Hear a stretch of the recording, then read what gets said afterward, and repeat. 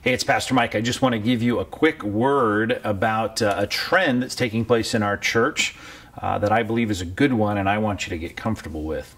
We just got done doing a couple of weeks of training on Logos Bible software, and one of the things we did on those Thursday nights was we encouraged people to bring their laptops to church because of the power of this software to be able to do so much during the sermon, including taking notes in the software itself.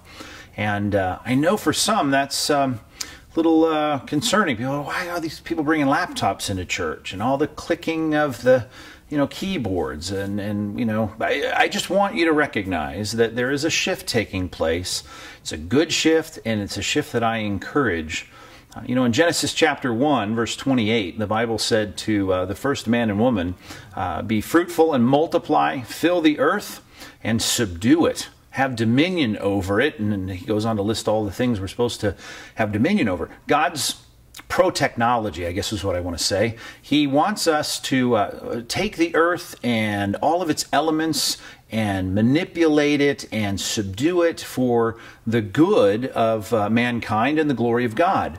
And we've been doing that from the beginning. We've been putting things together and putting tools to buildings, and as time has gone on, we've created the printing press, and we've been recipients of the benefits of that with written word, the printed word, carrying Bibles around in church, and now we're in the computer age, and we've got this fantastic tool, this technology that we can carry around, and we want people to use it. There was a time when there weren't Bibles in the pew, and there were no rustling of pages.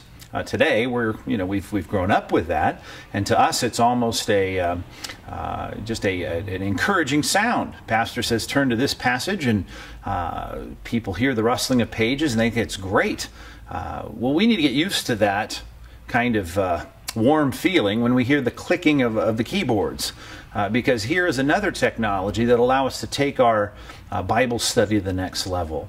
And so I just want you, if you don't bring your laptop, to be real accommodating and real magnanimous and accepting of the laptops that are starting to pop up in church.